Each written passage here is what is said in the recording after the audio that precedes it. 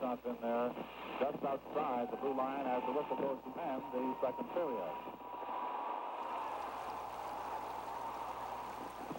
Towards the end of 2 periods of play in this fourth game of the Memorial Cup playoff between Porcupine Combines and Inkerman Rockets, the champions of the Ottawa district. The score, Inkerman 4 and Porcupine again. Here it is, our shrine to Canada's favorite pastime. Right in the heart of downtown Toronto, the Hockey Hall of Fame. In the midst of all the pomp and glory, if you pay attention and look closely enough, you might find some hidden treasures or lesser-known stories of hockey fame and discover the local heroes who also left their mark on Canada's hockey history. You might come across a display case with an old leather jacket featuring the crest, the Inkerman Rockets, Eastern Canada Memorial Cup semifinalists 1948-49. You could scroll through pictures of the Rockets, a championship team that captured the hearts and imaginations of Canadian junior hockey fans in the mid-1940s and early 50s. How are you? Sick in bed with a nurse. Oh, you wish you were. This young fella right here. How are you doing? Stay there. Yes, sir. Paul, John Paul. Come on, you gone. Hey, John. You always had John Paul? Are you afraid? Hey, Frank boy. Welcome there. Hey, good to see you, Frank. How about this fella here? Hide back here. Lift too close to him. There you go. Hey, man. Hey, man. Hey. Good to see you. Pretty good looking boots. Look at over here, though. Yeah, that is. They're a bunch of little. Damn Canadians. Oh, yeah. Best looking line in They're the Canada. skates. They're the skates that Denver had. Now, Gum darn near wore the most. I think people got caught up in the amazing statistic that this little town of 100 people with no rink and no league to play in made it all the way to the final 6 in the Memorial Cup one year. That was 1951. And if Beliveau hadn't been there, we might have made it a little bit closer to the Memorial Cup. But we were very satisfied to be among the final 6. The Inkerman Recreation Association has held a reunion to this fine hockey team, the Inkerman Rockets, to commemorate their excellent achievements during their 10-year reign where they dominated junior A hockey. The world isn't the same as it was then. It isn't possible now for a team to go from 120 people and compete for the Memorial Cup. It's just impossible. And that's a shame. And I didn't know where Inkerman was. I had to go home and look up on a map to find this little spot somewhere between Cornwall and Ottawa. And I said, that's Inkerman? It's the smallest place I've ever heard of. We'd heard so much doom and gloom over the war years, and then that came along, and it was just hard to explain the community. The way everybody was just so excited. I mean, when we played in Ottawa in the playoffs, I don't think there was too many farmers here that stayed here and milked cows at night. They were all in Ottawa. If you weren't working, you were in the rink. And everybody in town, except the old people and the babies, were there. And also in the playoffs, if you left late, you would never get to the auditorium. They used to be lined up from Winchester right to Ottawa. And I was only a kid, and all my gang from Montreal came up. They couldn't believe it. We played Friday night, 5,300 people. Played Saturday afternoon, 5,300 people. It was fantastic. People at that time were really surprised when they saw the Inkerman Rockets. They heard these farm boys were coming in to play the powerful Ottawa St. Pat's, and they didn't think too much of this club. But then when they saw them on the ice, there was this blur of red and white uniforms skating everywhere and throttling the St. Pat's offense and showing great goaltending, good defensive play, and those scrappy little forwards that never stopped moving. And it was so impressive. I said, I want to play for that club. So it was just amazing how a little small community, you know, I know not necessarily they weren't all from Inkerman, but they were close enough that to form a team and to go and to play, for example, the Quebec Citadels with Jean Beliveau, that story's got to be told, you know. Where do you want me to start, at the beginning or the end? Wherever you want, sir. You are the legend. We just follow you. Of course, who was the coach but Lloyd Laporte in both Bantam and Midget, and he was my school teacher in public school there too, in the 5, 6, 7, 8. And one time he went home and he said, "How would I like to go and see the Ottawa Senators play?" Because I was young and I jumped up on the couch like, "Hey, yes, he'd take us to Ottawa." And Lloyd was excellent. He was a very honest, and he knew the game. He knew what was going on, and there's no question in my mind as what little achievement I've had in hockey, he was the first guy responsible for it. Lloyd Laporte originally was a school teacher, and it showed when you came in contact with him. He was very polite. He knew where he was going. He never swore. And he seemed like a mild-mannered sort of a person, unlike a lot of hockey people, but he had a great passion for the game, and that obviously rubbed off on his players because he seemed to know exactly where to place a player on a line. And I think at that time, it was a very important factor in the Inkerman success story. I was born in Collingwood. I lived in Collingwood until I was, 8 years old, 7 or 8 years old. Mother passed away, died of cancer, but I couldn't play. I had lost an eye. My brother and I had been building a Indian teepee, or bags. He was ripping it and I was holding the bag, and the scissors slipped and took this eye out. And the fact that they wouldn't let me play hockey made me want to do more than ever. And I used to skip away once in a while and not play hockey, but skate around with them.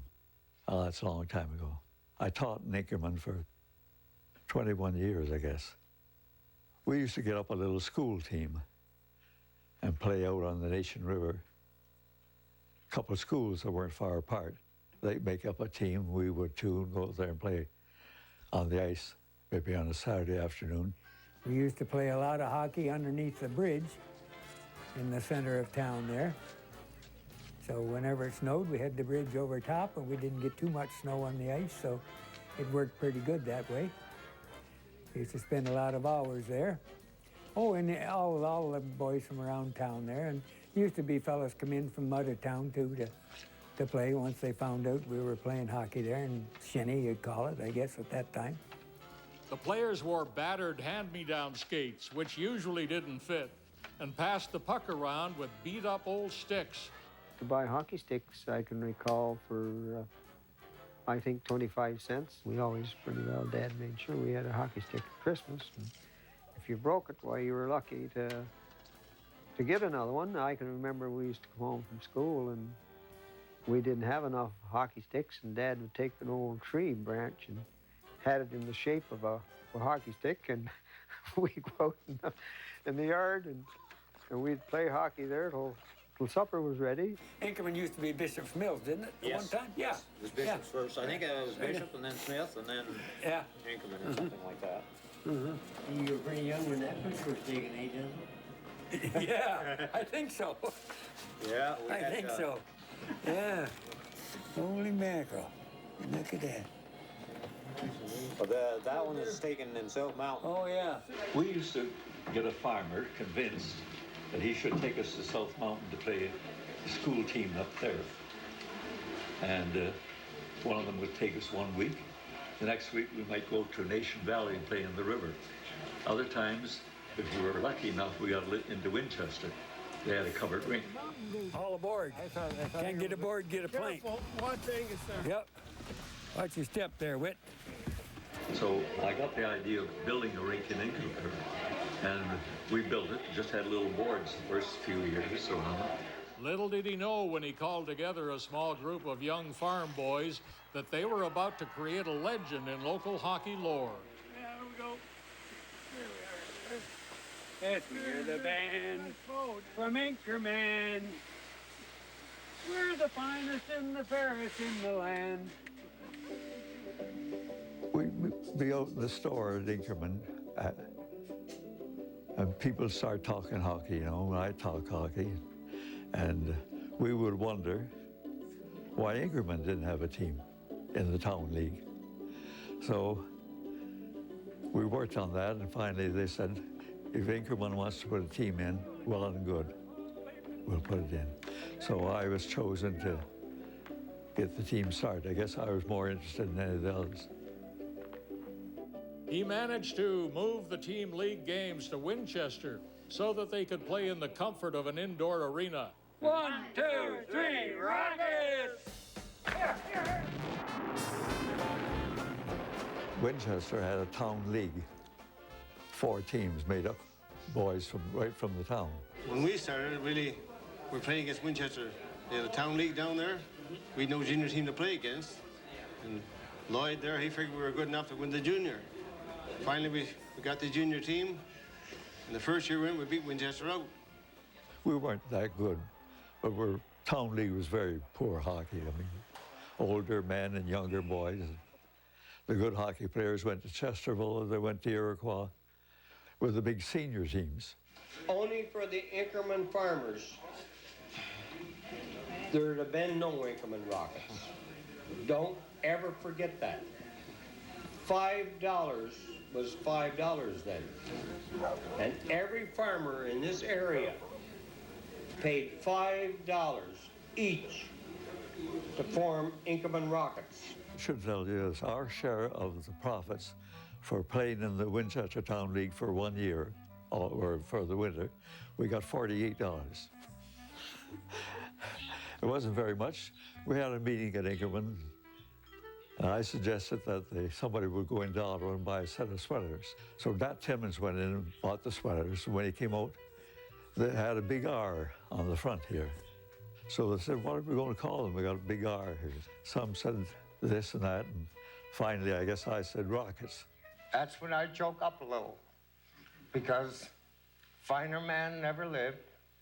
He was like a second father to all of us, and we love him. We would do anything for him, and we did. We did that on the ice at different times when we played so far above our heads and won hockey games, and we won them for that man right there. I loved hockey. I don't know why. None of the family played it. As far back as I can play. Or none has played it since. Even from the first team, they had some good, talented players. And it just got better as time went on. They developed into a much more, but there always was an Inkerman flavor. There was always Inkerman players on the team. I don't think they ever had a team without Inkerman boys playing on the team. When this town league would be finished, we'd play maybe another 2 weeks, or maybe 3, playing the winners of the different leagues. Lloyd Laporte's house was right beside the school. So on game day, all the Inkerman Rockets came to Lloyd's house. So as young, almost teenagers, we got to meet the Inkerman Rockets just through the fence, and it was great. Well, our farm was 4 miles from Winchester, and we came to high school here every day with a horse. So we normally had a horse and cutter ready to go. We'd go home from school, do the chores, and take another horse and come to the hockey game.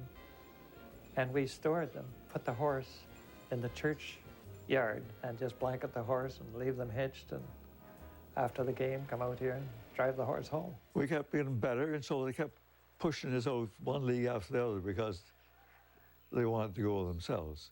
But we always played off of them. Any team that had a league, we would play off the winners. I think they got the drive from Lloyd especially. I think what he saw in these boys was the need to do something to prove that the little country boys don't take a back seat to anybody. And they didn't. So that finally, after we beat all the teams in the valley, we were given an invitation to come in and play the Ottawa champions. I knew we weren't near there good, not yet. This is before my time. I can remember that they went in to play at the Old Auditorium, and I think the University of Ottawa beat them 24-0, just in one game.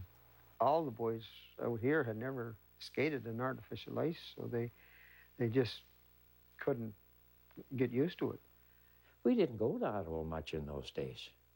And to go to Ottawa, that was really something. Just to go to Ottawa now, let's watch the Inkerman Rockets play.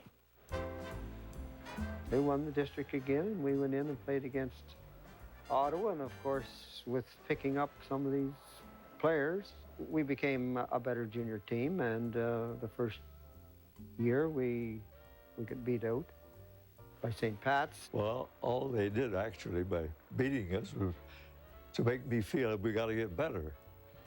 We had to beat them somehow. It was pretty a full-time job for me at that time. I wonder if Perce played now at that time. I was the youngest on the team and the smallest, and I was playing on the first line with Ralph Hurley and Gordy Crowder, and of course, not being a good skater, it just kept me going to keep up with them, let alone, but I seemed to be a guy in the team that was in the right spot at the right time. I got quite a few goals. And stick boy, yes. Lloyd's son Wayne and myself, we were stick boys. Yeah. Yes. We really thought we were something to to be right there front and center.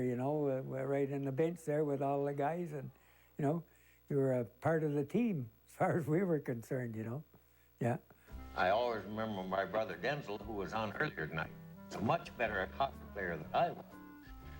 But I always said I taught him, and I did. Yes, my brother played before me. My brother was 5 years older than myself, and yeah. Because we built a little rink in the yard just up the road here, and before we had the rink over here. And I got Denzel a pair of skates, and he said, "What's the use of getting skates when I don't know how to skate?" And I said, "But I'm going to teach you how to skate." And then he was in the forces too, And yeah, but he was a good hockey player. But I don't mean anything by it. But they always said I was a little better than he was. But I wouldn't have told him that at any time. And he turned out to be one hell of a hockey player.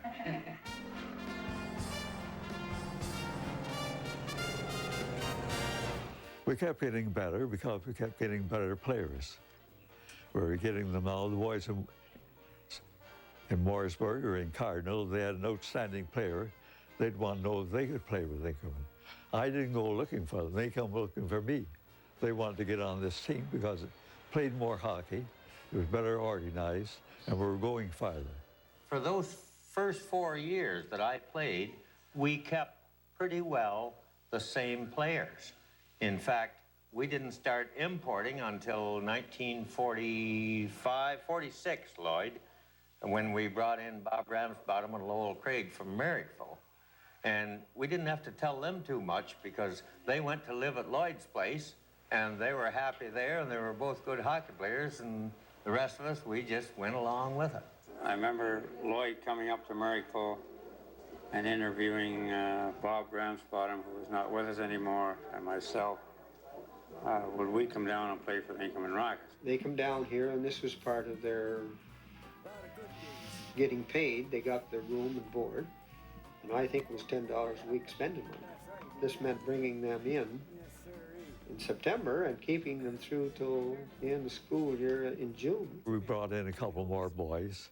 We were waiting till the Duncans said they would come. Really, they were the prize to get. At that time, we played against Inkerman, so the next year we weren't coming to Winchester, so Lloyd wanted us to go up their place, so that's how we come to get taken at Winchester Forum.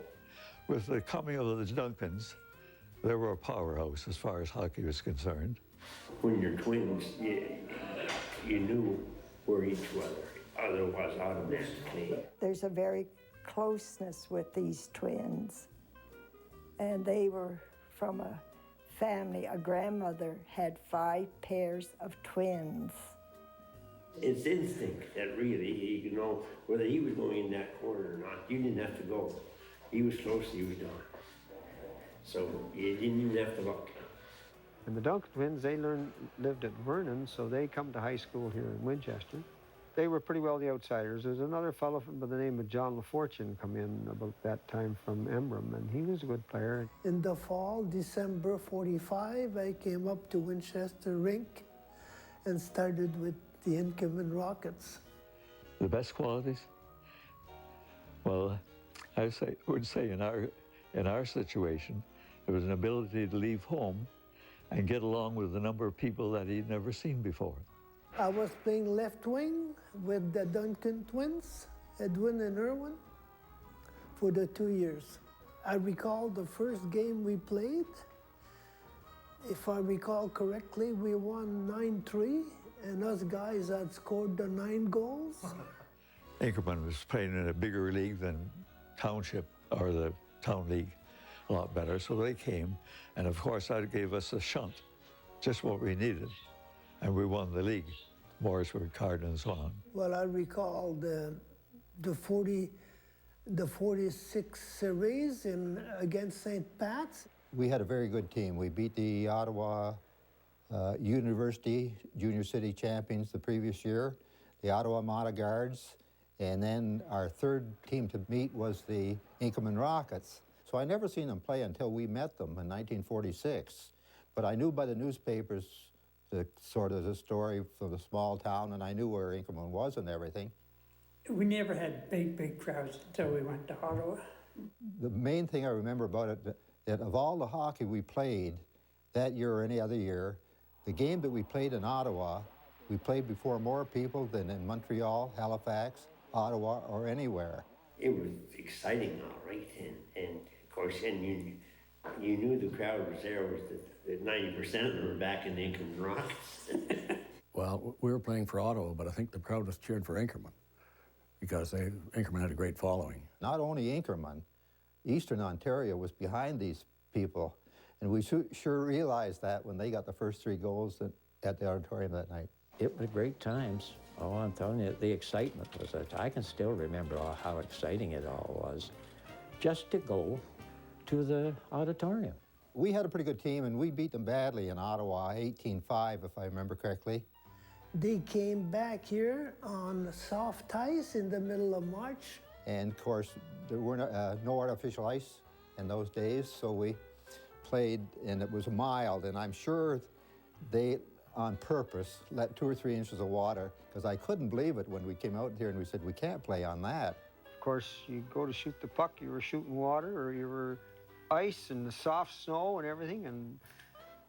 I remember we beat them 4-1, and I scored 2 of the goals, but I got splashed with water by Bob Ramsbottom, among others. Bobby Ramsbottom went to shoot the puck out of our end, and he had missed the puck, and it didn't go very far, and they kept it in our end, and it ended up in our net. We come off the ice, Lloyd says to Bobby Ramsbottom, he says, "Thunder, Bobby, what are you doing out there?" Lloyd was instrumental in a lot of that. He treated them like men, and they grew up to be men, in my opinion. So they took some of the water off, and we were lucky to win 4-1. They were a bigger team and had some guys on there pretty well ready for NHL too. The real season came. Lloyd said, "You'll come and live at my place." So I wound up there with a guy, Don Thompson, Martin Easter, and myself, and Lowell Craig. There we are, guys. That's for you. Is that Lloyd's house? Yep. How many stayed here when you stayed here, John? We were 4 of us. 4 of you? 4 of you stayed here? Yeah. Plus the 3 kids. Plus the 3 kids, yeah. Plus 2 was 9 in the house. 9 in the house, yeah. They looked after us. Hilda done our washing, and she was agreeable. She enjoyed hockey too. She went to all the games with me, practically all. We got along, and the boys were good. They helped to do the dishes, you remember? And Mrs. Laporte was yes, handling, dishwasher. Food and dishwasher, right on. And the noise. Yeah. Didn't have too many automatic dishwashers in them days. TVs weren't very good. No, the TVs were good. Yeah. They really became almost like one of the family. a better home we never had. I mean, Lloyd and Hilda were just like father and mother to us boys. We played so much hockey, and that's what the boys wanted. The more hockey you played, the better we like it. Sometimes we play, I saw at one time play 6 games in 6 nights. The whole town, I think, came when they played. I'm sure it was, you know, it was just a big crowd of Winchester, because all of Inkerman was there, and the whole area was supporting them, really. People who didn't have the ready cash made it their way to find the cash by either selling eggs, chickens, maybe some meat or milk or whatever, to be able to afford to go to the games. Nobody missed for lack of money. Maybe even the neighbors helped them out. When we got doing well, why, it was nothing to fill the Winchester Arena. I think when they played in the old arena here, we lined up right out to the street, practically. It was back by Parmalat, where Parmalat was. They'd come there at 6 o'clock to get in to watch these games. And of course, late in the spring, when the ice wasn't that good, and they wouldn't open the doors until just before game time to try to keep it as cold in there as possible. I could quote a lady that Hattie Melvin used to take her supper lunch and to get back to get her special spot in the balcony. There wasn't anything else to do. There was no TV then, and people wanted some entertainment, so they'd come to these hockey games. Before the game, they would play. And at intermission, they would play the brass band in our arena. And no other arena around had that. So, of course, anybody that wasn't able to go to the game, if they wanted to know the score, they picked up the telephone and asked the bell telephone operator, because she always knew what the score was. You called the rink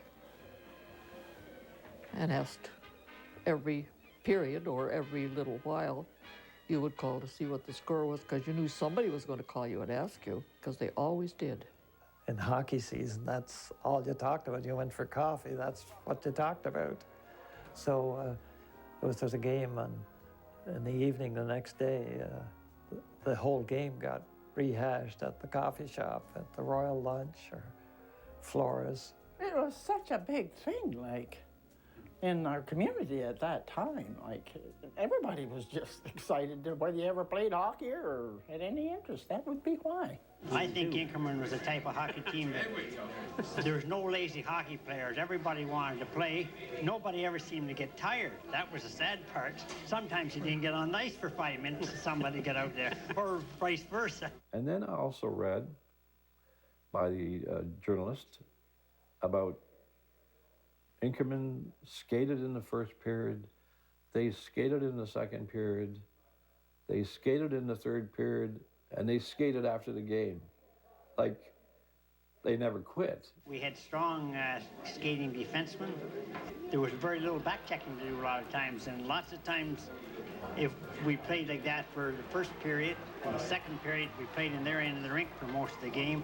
They were so tired, then the third period there was nothing to it. That was the end of the curtains for the other team.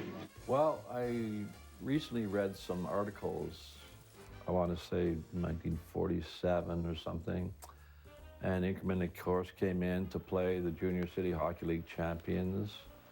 In this particular year, St. Pat's College won the Junior City Championship, and they played Inkerman. We beat out St. Pat's, and this was a big letdown to Ottawa. I think the little town with Inkerman, with 100 people in it, would be able to put together a team big enough to beat out an Ottawa team.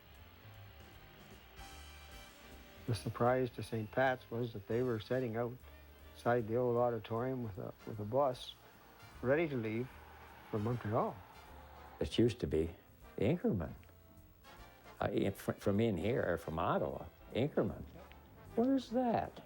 That was the term, but I'll tell you, by the time the season was over, I'd say a majority almost of Ottawa people knew where Inkerman was, because it was a bunch of kids that were taking on their best teams and beating them. I remember one time my mother telling that she and my aunt went to a game at the auditorium. And of course, the Duncan twins, Percy, some of those were not big people. And they played by skill, not by power. And I remember my mother saying that at one point, the opposing team hit one of the Duncan twins over the head with a stick, and he dropped to the ice. And my mother and my aunt were so upset, they started taking heart pills. It was great. When you had to go to Ottawa and you played the St. Pats and Montreal Junior Canadians, and it was great. It was great. Then we come up against the Montreal Junior Canadians. It was something different, that's for sure. It was, we heard of Montreal before, we were never in it before. I think that was the first time we were in it. But anyway, towards the end, it would have been in April, March or April, that Lloyd Laporte called us one day, and he said, we are able to pick up 2 defensemen to go against Montreal. Are you interested? And I said, well, yes, we are, but the exams are this week. Well, he says, you'll be all right about that. I'll help you with that. First game I recall playing in the Montreal Junior Forum, they beat us 17-2. So, but at that time, we run right into those Montreal teams, which were semi-professional, actually. Like, they practiced every day. They had the choice of the province and even took some players from Ontario there. So I said we lost the first 2 games, and it was a 2-out-of-3 series. Lloyd's manner, was a big thing. Like, he seemed to know hockey players by just seeing them. And he knew when he was picking up a good player. And of course, everybody wanted to play for Inkerman again. We had a boy from Prescott playing with us, Donnie Thompson. And Donnie, after he played with us a year, he said, you're looking for players? He said, there's a young player in Prescott. He's only a juvenile. He's not a junior, but he's a real good hockey player. First of all, my mother died when I was 13, so then I was staying with my sister. So then she got married, so I thought, well, it's time for me to make a move. My dad was working. He was the captain of the ferry boat in Prescott that went over to Augsburg, and I was kind of on my own. So I went to see Leo. He said, you have to talk to Dad, see if I can leave Prescott and go back. And he said, yes. He said, I've heard of the Inkerman Rockets. And he says, they're a good team, a good organization. And I said, Leo can go. That's how I started with Inkerman, and I tell you, I really enjoyed my years here in Inkerman. I think it was a starting point. And he boarded in town with Ace Haynes. When I stayed with Laura and Ace, that was like home for me. They were so good people. They were great people. This is Laura Haynes. This is where I stayed for 2 years. Percy stayed the first year with me, and the second year, actually, Hall Kirkby stayed, and then he left. Hall was in Prescott. Hall was in Prescott. Yeah, the livery was right in here. Yeah. We used to play cribs all the time, cribbage. Ace and I would play every day of the game. We'd play up in there all the time. That was the nice 2 years I stayed here. They were lovely people. Well, no wonder she was my father's sister. Yeah, right. Yeah. Oh, my God, I'll tell you. I had to grow up in a hurry because I've been on my own since I was 15 years old. They knew we were going a little farther than they could go at home. We'd have more hockey than they would have at home. Nobody had ever asked them to go any place to play. Playing with Inkerman, where if I'd have stayed in Prescott, I would have never played with the teams, better teams. We played better teams all the time. As Lloyd used to say, well, that's how you're going to get better if you play better teams. And then we played in a senior league up in Kingston against Kingston University, Gananoque, Kempville Royals. And they're being seniors or intermediates, I don't know what they would class them. This meant that when we come up against the better junior clubs, we were prepared for this and we could skate with them. And we had some fellows on our team, the Duncan twins, John LaFortune and Denzel Crowder and Clifford Baldwin. And oh, just meant, can't even explain it, just loved it.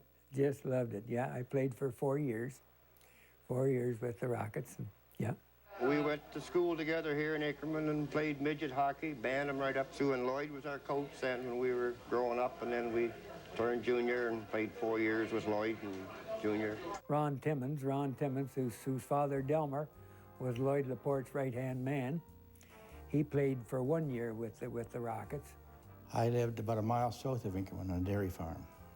I played in 47, but I didn't play a lot, and so I decided after that year that I'd better stay at home and help with the farm, and we always called them farm boys, eh? We got the third period, the farm boys were getting, you know, could hold their own then because they were all strong, good stamina, eh? Like, you know, and that's, we beat teams that we never should have beaten them.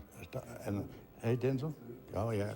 And of course, my dad was involved right from the start to go, and drove hockey players year after year, so... He seemed to be a sub-coach to Lloyd that picked things apart on other teams, I always felt, and this certainly meant a lot to us. When I was there at Loris, and Delmer Timmons used to live just south of Inkerman on that road, and he used to have his team of horses hook onto the car and drag the car out to the main road, and then he'd somehow, I don't know, his daughter, somebody took the horses back, but then he'd pick me up, and the way we'd go to the friggin' game. But that was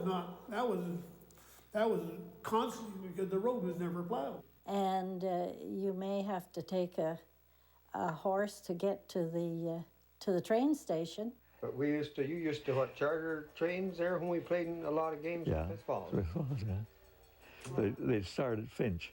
Yep. I remember getting on the train at Inkerman and going to Smith Falls. Yes. That's a story in itself, isn't it? The Jennings fell off the train up at Merrickville. East of Merrickville. Oh, he pretty nearly fell off the bridge. If he'd fallen off that, he'd been dead. He fell off in a snowbank. So my older brother Gerald and I took turns going to the games with our dad. We were bringing players now from as far away as Montreal. We didn't go looking for them in Montreal. They came up. There was one lad came up by the name of Bob Lunny. He was a real card. He always had somebody, a story to tell or something to laugh about, and one thing and another. I must tell you how he came. I was eating dinner, Hilda and I, Reg and Wayne. The phone rang. I answered it. He said, I'm back at Inkerman Station. I think they call it Inkerman Station. He said, I'm looking for Lloyd Laporte. Well, I said, you call him? How'd you call him? Well, he said, there's a man here at the station, and he gave me her name, so on. He said, I can't get out from the station. I got a suitcase or two. Well, I said, what are you coming for? He said, I'm going to play hockey with you. Well, you haven't made the team yet. No, he said, well, I think I can make it. I saw you play in Montreal. I saw you against the Montreal Junior Canadians, and I feel that I can help your team. Well, I said, we'll send somebody back for you. So I don't know who it was, but they went back and they got him. And he brought with them another young man. Two of them came in the house, put plates on the table for them, had the dinner, we could talk, but this other lad, he didn't talk anything about hockey at all. I said, do you play hockey? He said, no, I don't play hockey. I said, who did you bring out, Bob? Bob said, I don't know who he is. I could tell you 1,000 stories about Bob Lunny. I kept in touch with some of them. I even stayed at Lloyd's house for 3 years when I played there. And I came from Montreal. And by the way, those stories they said about me tonight are all true. What kind of a hockey player was he, Persh? You can judge a hockey player. Well, he was a good goal scorer, and he wasn't a good skater, but he was a real leader, kind of. In the dressing room, he gave up his little speech. Yep. He pepped them up. Yeah, he'd get up and make a little speech. Come on now, boys. Yep. You lose this, we're out. Hey? I got a lot of stories to tell you about Inkerman. I stayed year-round. I played ball there. I got $20 a game pitching ball. I worked at Crowder's Farm. You know, it was just fantastic. I used to go to the Catholic Church. I went to the Protestant church, and I ended up in the choir, and my father wouldn't talk to me for 5 years. The guys that come in there, they were good guys. We all got along. We got along really well, really well. We never had any big problems that I can recall anyhow. Yeah, no, we just seemed to get along with them as long as they could play hockey. That was the main thing. Every time we went to Cornwall, that old rink down the Water Street in Cornwall, we always came out of there, we always had a big brawl. And the people would come on the ice and they'd spit on us going down because the dressing rooms were down in the alleyway, you know? We didn't fight much. We didn't mind the rough stuff along the board and stuff, eh? And we always had good results in Cornwall. The Duncan twins were kind of chippy players, and many times one or the other was in the penalty box in some of the games when they got chippy, so I kept playing a lot of killing penalties. So in that way, I got a lot of ice time sometimes. Of course, your dad, the Duncan twins, that was the big line. You know, zip, zip, zip, up the ice they went. I can still see them. It was like so exciting. It was really neat. And when we went to Ottawa to those games, there'd be just a steady stream from here to Ottawa. When we went into Ottawa, we had the second largest crowd that ever played in the auditorium. Yes, going in there was just the same thing as I would say as playing in the NHL. You know, it was a big arena, and you know. We beat Ottawa, then we went to St. Mary's that year in Halifax. The highlight in '48 is when we went to Halifax, and quite a train trip down, and that year St. Mary's had a really good team and they beat us pretty badly down there, and then we won a game back in Ottawa. The first year I played, we went to Halifax. I was just 16, and that was something else. Of course, down there we were kind of like sightseers, I guess. First time to see the Atlantic Ocean and this type of thing. Big ship was in at the dock, and say we went down, they took us down there, and that ship, I said that ship was as big as the town of Inkerman. It was the Aquitania. It was the Aquitania, yeah. Yeah, and it was a huge, huge, huge monster ship, and that was really something for a young lad from Inkerman to see something like that, eh? Yeah. We never rested all that much, and it was something that we all wanted to do. It was nice to have a trip like that, and it was all paid for by the ODHA. That was something else. To stay in a big hotel. I had never stayed in a big hotel before, and we stayed in a big hotel down there, and back to Ottawa the next week, and we beat them the first game, but then they beat us 9-6 in that final game. It was a 3 out of 2 series. It was a learning experience, learning to be a hockey player with a coach that was terrific. He knew how to treat people.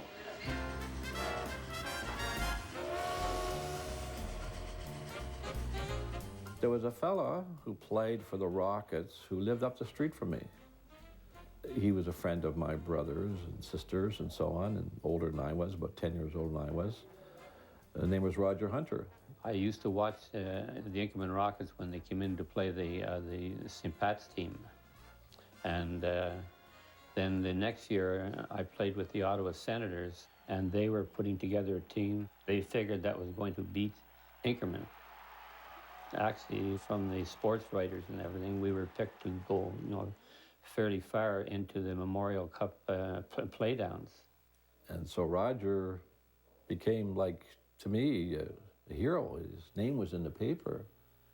And he played locally in Ottawa, and then Inkerman came in and they played off against the Senators for the city championship. And they weren't supposed to beat us, but they did.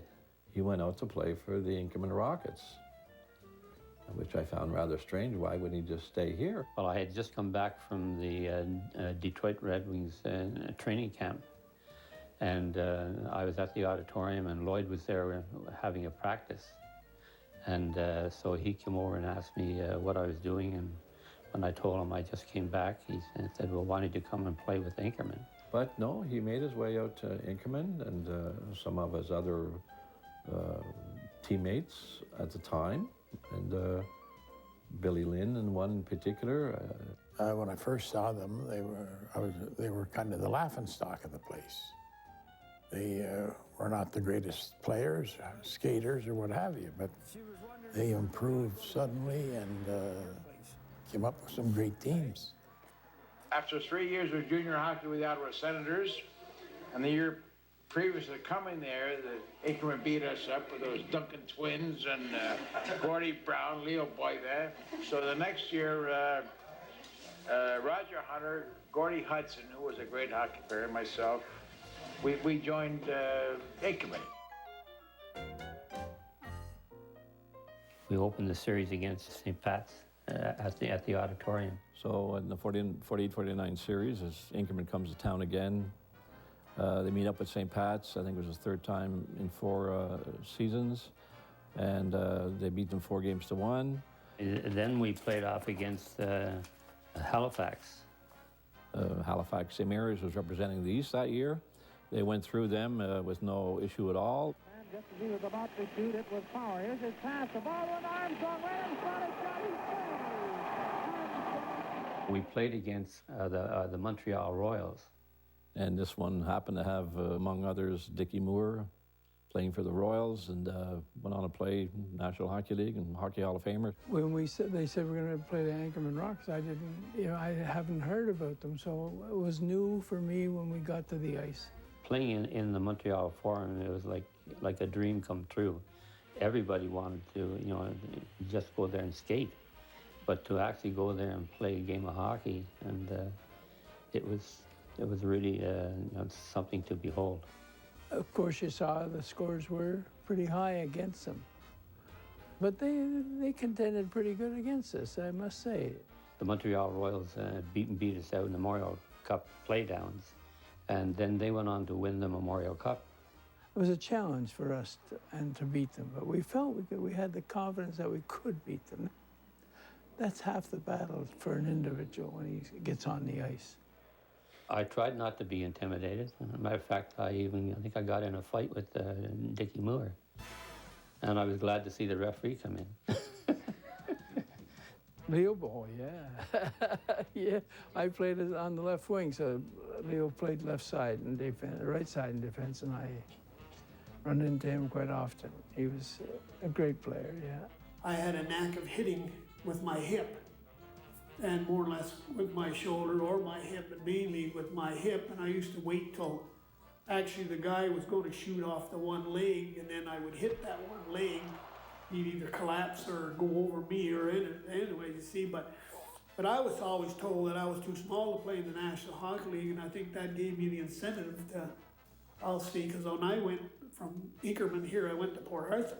He had arms and legs on him that, really powerful. He could skate faster backwards than most people could skate frontwards.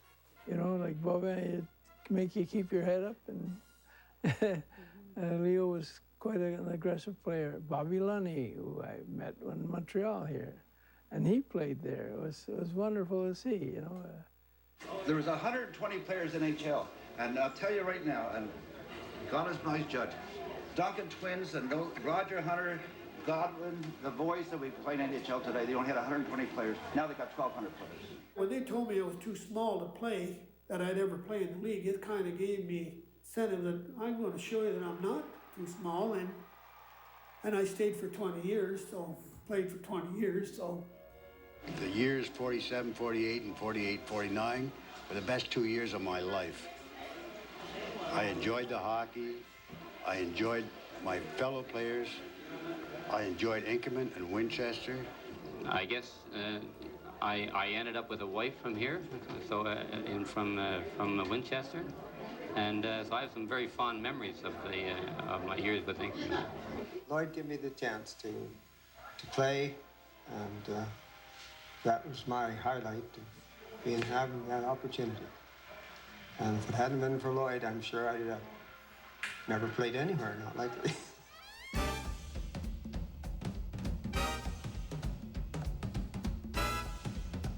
Well, I was a little young, but I played a couple of years junior in the Ottawa League, and then Lloyd Laporte came to my house one day and said, I would like you to come and play with the Inkerman Rockets.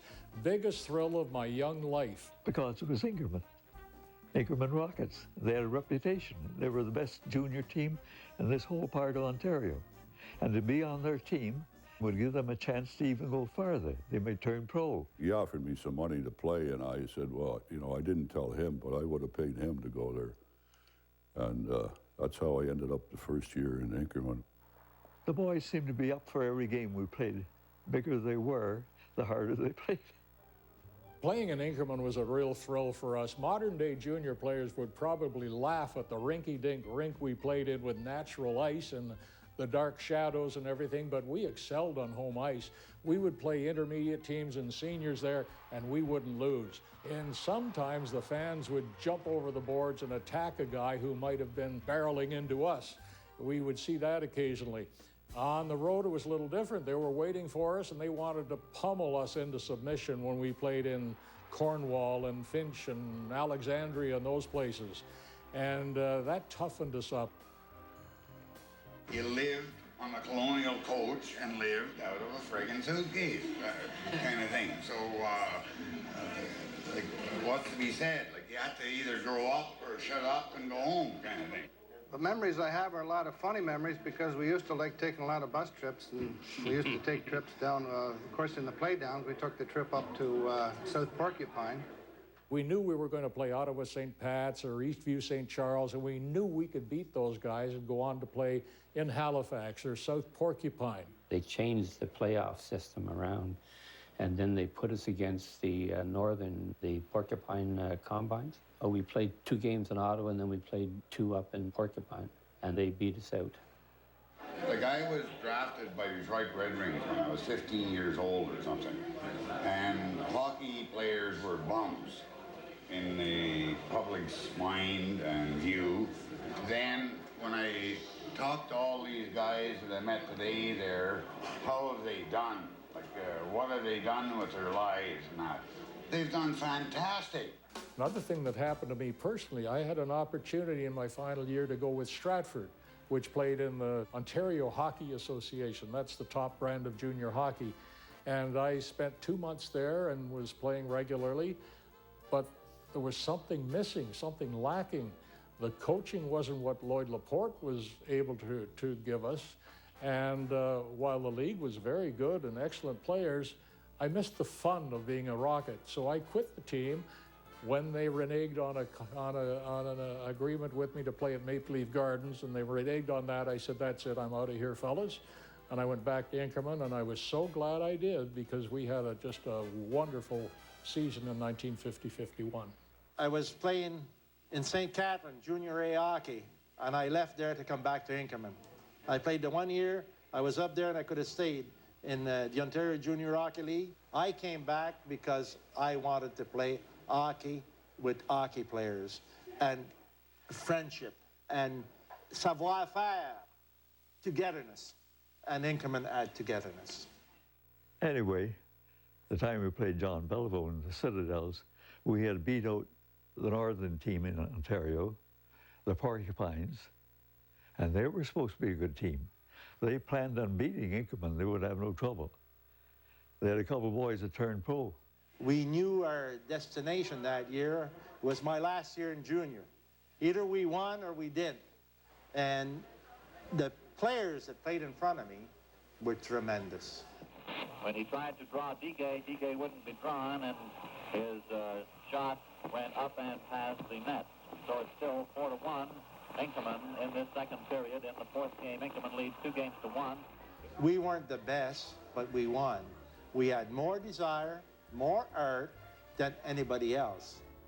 We went from there to Halifax. We went down to play Halifax St. Mary's. Anyway, we won out over Halifax St. Mary's. And then we had to play the Citadels, Quebec. And that's where we met Beliveau. Yes, that was our downfall. Yeah. Now we wound up that final year in the Coliseum, the new building in Quebec, the house that Jean Beliveau built. And I must confess, it was a revelation. The dressing room was 3 times the size of any dressing room we'd been in. We didn't feel scared, but we were a little in awe before the game started. Some people would say we might have been intimidated. I think we were anxious to get out there and play Beliveau and all the classy guys that were surrounded him. They really had a remarkable hockey team. Well, before the game started, all of a sudden we were out in the ice there, and all of a sudden people started carrying stuff out on the ice, carrying this and that, and a television set, and you name it, the kitchen sink and everything come out on the ice there. Jean Beliveau, who was a big hero down there, eh? And they were presenting all this stuff to Jean Beliveau before the game started. And we were standing there with our mouths open, looking at this, what's going on here? And then all of a sudden they drive a 1951 Nash convertible out and presented that to him, junior hockey player. And we really had our mouths open then. See something like that taking place. They beat us 2 straight. Oh, he was tremendous. I mean, we shouldn't have been in their category. I mean, we had 1 or 2 players maybe that wasn't as good as Beliveau, but as good as their poorest player. Brian McFarlane from Hockey Night in Canada, of course. He played with us for 2 years, eh? And he was playing that year. Anyway, he didn't play the first game in Quebec City. He had sick, eh? The worst kind of luck befell me in the series with the Quebec Citadels. I got the measles, a little kid's disease, and I was in bed for a week. But he played the second game, and the next game was in Ottawa. So anyway, Lloyd told him, he said, Brian, he said, I want you to go out there, and he said, I want you to watch Beliveau. I got out of bed on Saturday morning, and Lloyd took me aside and said, I want you to watch Beliveau in this game today. Okay, so Brian's line went out. In about 30 seconds or so, Beliveau scored, eh? Of course, Lloyd brought the line off and he lit right into Brian. Brian, he said, I thought I told you to watch Beliveau. Brian just turned to him like this and he said, Lloyd, he said, I did watch Beliveau. And he said, he scored one of the nicest goals I ever seen anyone score. Just like that. Just like that. And they kidded me. They said, I watched them all right. I watched them score one of the prettiest goals ever, and that was true. They played 2 games down there. They won both of them. And 1 game in Ottawa, and they won that. So they won 3-0-3.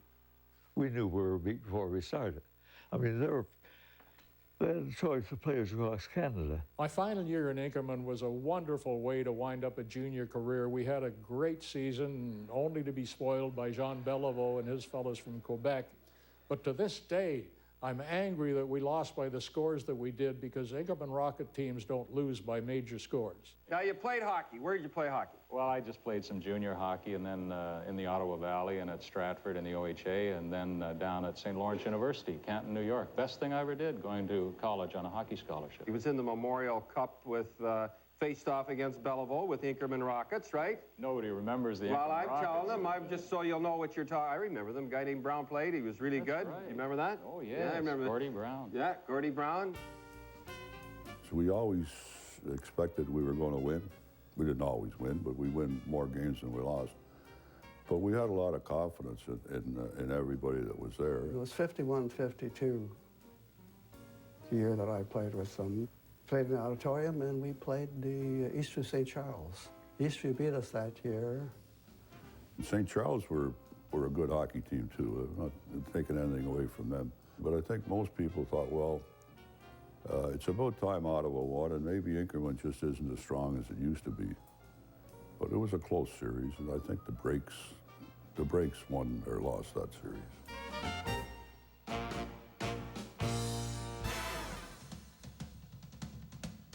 The 52-53 season was a very good season, although we didn't win it. But some of the players I played with were like a guy by the name of Floyd Smith, who came from Perth.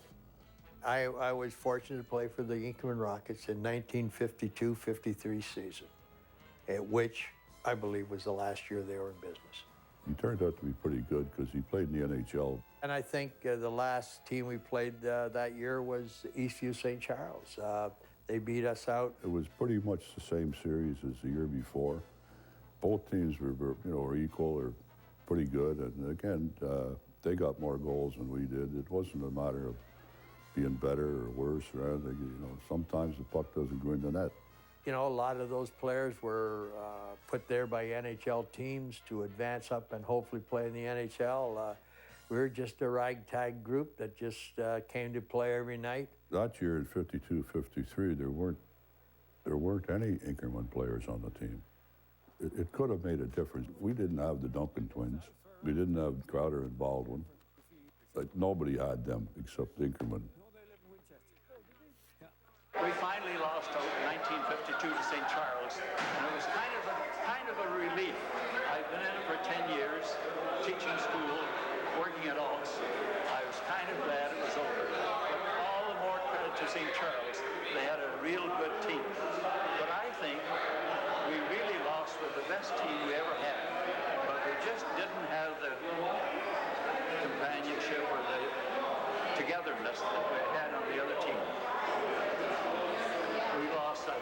trophies. Well, it was unfortunate after the 52-53 season that the decision was made that the team wouldn't operate anymore. And it's my speculation, there's always finances involved. There were many players, maybe more players at that time, coming from Ottawa to play for Inkerman. The crowds weren't as large as they were before because of the television factor, so on. So I think in that case, that could have been the reason. Lloyd started that team in 1942, so we're into like 11, 12 seasons later. We've had our run, been a good 10, 12 years. We've provided a lot of entertainment for people. We've had success. Why don't we just fold us up when we're on top?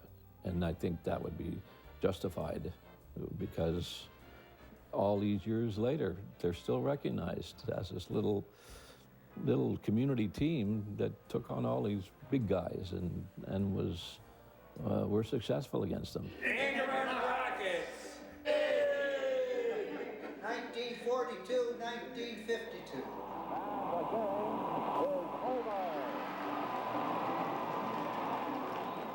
The Rockets were a special club. They had a special coach. There was a special feeling among the guys. And like I think once you were a Rocket, you were always a Rocket. There's nothing artificial about this man, and there was nothing artificial about the Inkerman Rockets. They were honest and true, both on the ice and off the ice. I'd never been anything until I went with Inkerman in school or in hockey, and suddenly I felt like somebody. You really got to go places, and I was lucky.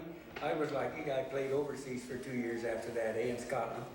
And then I played for a team in Edinburgh. The only time I played in England, we won the whole thing that year.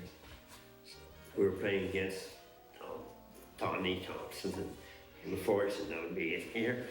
Being an Inkerman Rocket, and it made us our proudest town we ever saw. And any place we ever went, you know, oh, Inkerman, I remember the Inkerman Rockets. It always felt so good, you know. I've retired from politics 22 years later, straight 22 years. And I think some of what I saw in the Inkerman Rockets, it made a mark in me as to, if you see something that you feel needs to be done, don't look for somebody else. Do it. And that's what they did. Myself, it made you a better person. You really grew up. I really grew up when I was here. It made me known, and future in life, I got to be an insurance agent. So I was well known in Embrun, St. Albert, Limoges, so it did help me a lot. It sort of gave you a step up if you were like, when I quit playing hockey, I was going for jobs, and people that I had interviews with knew of me because I played with the Inkerman Rockets.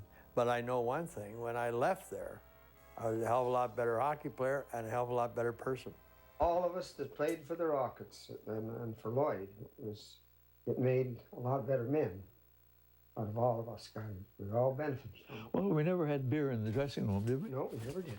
We just accepted Lloyd as our coach, and I think as I got older, I looked back and said, he was really a remarkable person. I wish I'd understood him better when I played for him or got to know him better.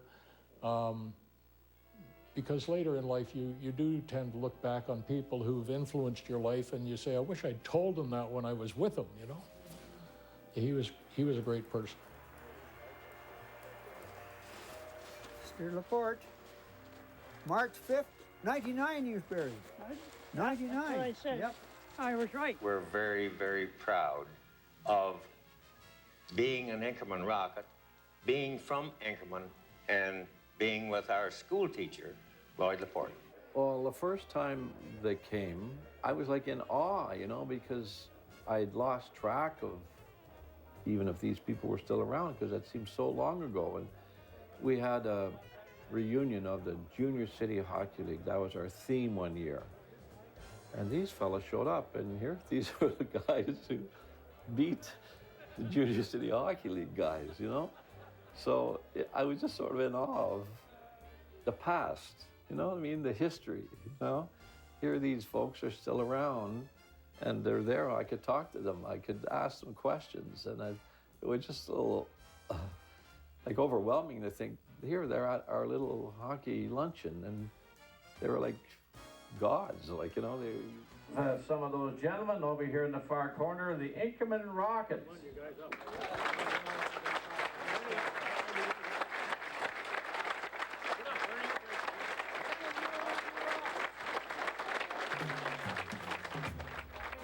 It's funny, when I was working with Hockey Night in Canada in various cities, I might be in Boston or New York, and to my astonishment, somebody would holler down from high up, "Hey, McFarlane, do you remember the Inkerman Rockets?" And I would stop and give him a wave wherever he was. And this happened quite often, where they would remind me about my days with Inkerman, and I began to realize a lot of people knew about that team that nobody thought they knew about that team.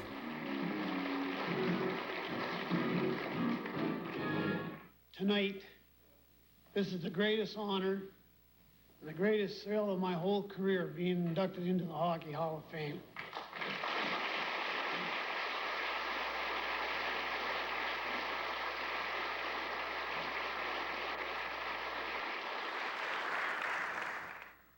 Wow.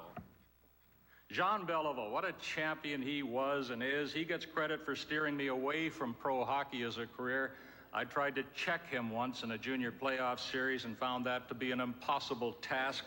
Right then I figured I'd better explore other career opportunities.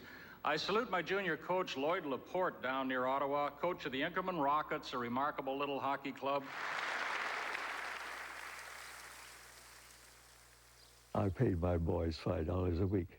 Near the end, I played more than that, but not a great deal. The name Inkerman was enough for them.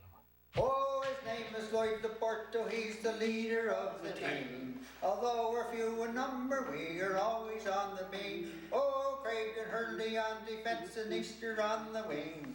Armstrong on the other side and Gibbons in between. Oh, the Duncans and the Fortune, they are sure to shine. They get so gall darn many scores, they can't track of them half the time. Oh, Harry Bennett in the net, he plays a mighty game. And though they try to score, he stops them just the same. Yes, we're the band from Inkerman. Yeah, the greatest little team in all the land.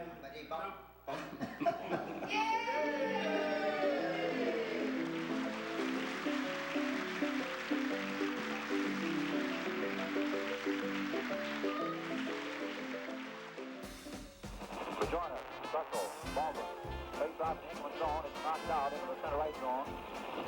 They're fighting for it right there. A beautiful effort by Ron Russell, who went in all alone with Baldwin. Russell laid the pass right on Baldwin's stick. He shot. The run stopped it and fell behind him and stayed right on the line.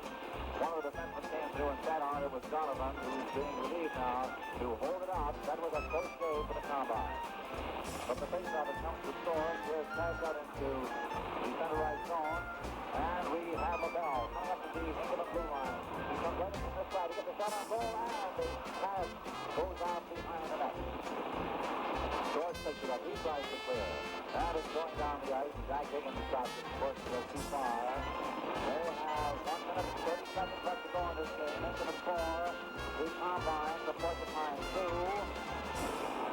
And the Combine is shorthanded at the time. Here's Puzzle at center. He passes over to the Jonas. The Jonas in the Porcupine half right in front. And it was Puzzle who missed it right in front of the net. They hold it against the board behind the Porcupine goal. And we'll have a face-off to the right of the Combine net. LeBron has been a very busy man in this third period. 2 very good chances for the Rockets. And they were stopped when they were sitting on the doorstep waiting to bang her home. We have 1 minute and 15 seconds in this game. The Rockets 4, the Combine 2. A victory for the Rockets means they will go to the Maritime to take on the Maritime camp. Now the puck is cleared down the ice into the Inkerman zone, where it is picked up by Storrs behind his own net. He comes out.